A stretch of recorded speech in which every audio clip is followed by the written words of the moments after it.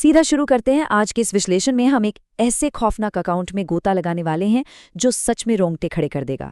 हम एक ऐसी घटना पर बात करेंगे जिसे एक सुपरनैचुरल या पैरानॉर्मल अकाउंट के तौर पर दर्ज किया गया है। ये कहानी सिर्फ डरावनी ही नहीं है, बल्कि इसमें एक अजीब सा जुनून, जिद और एक बहुत बड़े बलिदान का दावा किया गया है।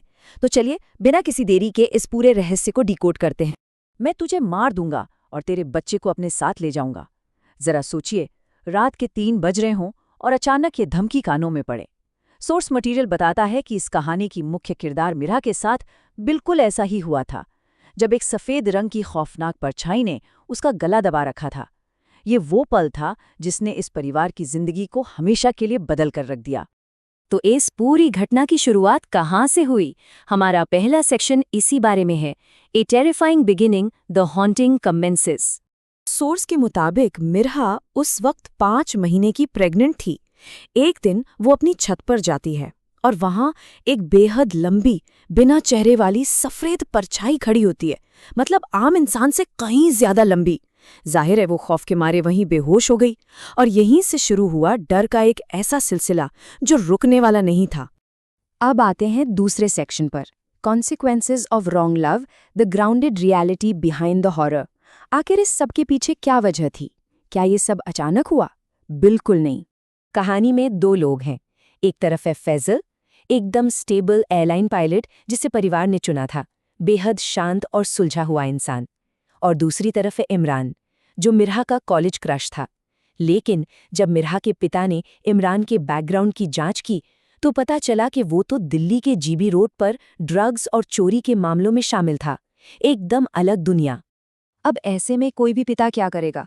उन्होंने तुरंत कड़ा कदम उठाया, इमरान से सारे रिश्ते तुड़वा दिए और मिरा की शादी फैजल से करवा दी।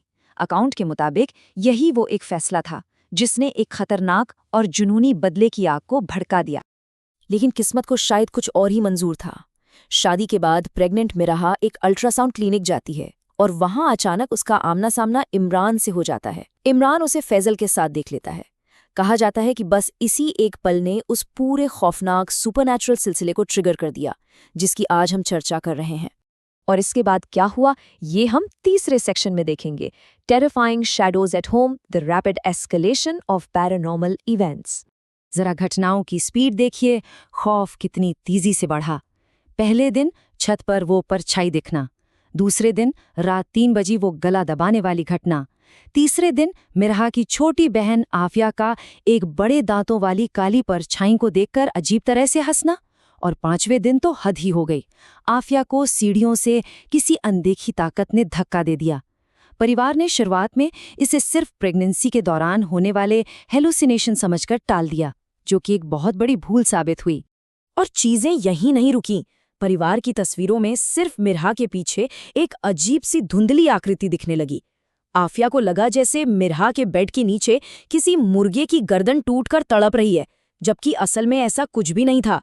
भारी दरवाजे बिना किसी हवा के जोर जोर से बंद होने लगे।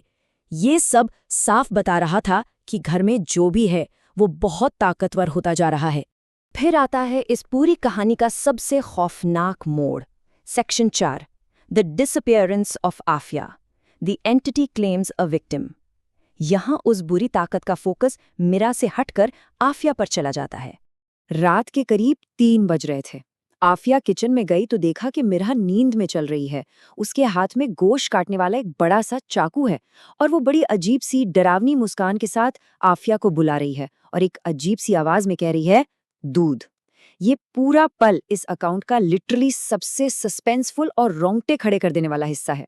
ठीक उसी वक्त एक अनजान कॉल आता है जिससे आफिया का ध्यान भटकता है और फिर अंधेरे में अकेली आफिया पर एक अनदेखी ताकत टूट पड़ती है।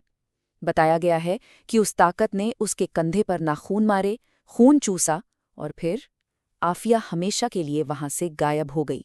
अब बड़ा सवाल यह है कि आखिर ये ताकत थी क्या? सोर्स मटेरियल इसे पालिस जिन बताता है। लोक कथाओं के हिसाब से पालिस एक बेहद खौफनाक खून पीने वाला जिन होता है। ये अपना दिमाग बिल्कुल नहीं लगाता, बस अपने मालिक के काले हुक्म को बिना कोई सवाल के पूरा करता है, एक परफेक्ट और खूंखार हथियार की तरह। आफिया के गायब होने के बाद एक और चालाकी हुई। परिवार को एक अनजान नंबर से कॉल आया और आवाज बिल्कुल आफिया जैसी थी। उसने कहा कि वो दोस्तों के साथ नैनीताल में है। इस एक झूठ ने परिवार को शांत कर दिया, जिससे उसकी तलाश में देरी हो गई और उस काली ताकत को अपना काम पूरा करने का पूरा वक्त मिल गया। जब बात बर्दाश्त से बाहर हो गई तब परिवार मदद के लिए आगे बढ़ा। सेक्शन 5 द मौलानाज final battle, a desperate fight for survival. जब वो लोग दिल्ली के फिरोज शाह कोटला में एक मौलाना के पास पहुंचे तो एक ऐसा सच सामने आया जिसने सबके होश उड़ा दिए। मौलाना को याद आया कि कुछ समय पहले एक आदमी अपनी बीवी को ढूंढने आया था, जिसे उन्होंने सुरक्षा कवच यानी दरूद शरीफ पढ़ कर दिया था। वो आदमी कोई और नहीं बल्कि इमरान था। उसने मौलाना को धोखा देकर वो सुरक्षा खुद ले ली थी और इसी वजह से आफिया बिना किसी प्रोटेक्शन के उस जिन के सामने आ गई थी। सच्चाई सामने आने के बाद जब वो लोग कब्रिस्तान पहुंचे तो नज़ारा सच में दिल दहला देने वाला था। आफिया का बेजान शरीर एक कब्र के ठीक पीछे पड़ा था। और जानते हैं वो कब्र किसकी थी? इमरान की। बताया जाता है कि इमरान का वो काला जादू उसी पर उल्टा पड़ गया था, जिसकी वजह से आफिया के साथ साथ इमरान की भी जान चली गई। लेकिन खतरा अभी टला नहीं था। वो जिन अब मेरहा और उसके होने वाले बच्चे की जान लेना चाहता था। तो मौलाना ने एक बेहद खतरनाक अनुष्ठान करने का फैसला लिया। इसके 3 स्टेप्स थे। पहला, मौलाना उस जिन्न को खुद अपने शरीर में बुलाएंगे। दूसरा, उनके पास जिंदा रहने का सिर्फ 24 मिनट का वक्त होगा। और तीसरा, जैसे ही वो जमीन पर गिरे उन्हें फौरन उसी हालत में दफनाना होगा ताकि वो एंटिटी हमेशा के लिए उनकी कब्र में ही कैद हो जाए। सिर्फ 24 मिनट। सोचिए उस वक्त क्या माहौल रहा होगा। मौलाना के जमीन पर गिरते ही उनके बेटों ने फौरन उन्हें कार में डाला और कब्रिस्तान की तरफ भागे। कार के अंदर मौलाना की आंखें एकदम लाल हो रही थीं और वो जिन सबको डराने की पूरी कोशिश कर रहा था। ये 24 मिनट किसी भी थ्रिलर मूवी से कहीं ज्यादा सस्पेंस से भरे हुए थे। और अब हम पहुंचते हैं अपने आखिरी सेक्शन पर, a terrifying lesson, the real world anchor. देखते हैं कि इस पूरी घटना का ग्राउंडेड रेजोल्यूशन क्या निकलता है। उस रात मौलाना के बलिदान के बाद मिरहा को एक सपना आता है। वो देखती है कि मौलाना साहब और उसकी बहन आफिया एक बहुत ही तेज सफ़ेद रोशनी की तरफ बढ़ रहे हैं। सोर्स के मुताबिक यह सपना इस बात का स्पिरिचुअल कन्फर्मेशन था कि मौलाना का वो बलिदान सफल रहा। वो भयानक पालिस जिन अब कैद हो चुका है और आफिया की रूह हमेशा के लिए आज़ाद हो गई है। तो इस पूरी खौफनाक तबाही के पीछे वजह क्या थी? सोर्स हमें एक बहुत ही प्रैक्टिकल बात बताता है।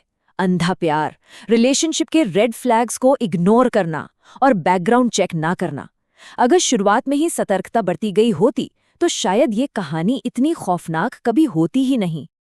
और जाते जाते ये अकाउंट हमारे सामने एक बहुत गहरा और बेचैन कर देने वाला सवाल छोड़ जाता है। जब हम किसी की तरफ बहुत ज़्यादा आकर्षित होते हैं तो क्या हम सच में जान पाते हैं कि उस इंसान के अंदर कितना गहरा और खौफनाक अंधेरा छिपा हो सकता है? आज के इस विश्लेषण में बस इतना ही। सीखते रहिए और सतर्क रहिए।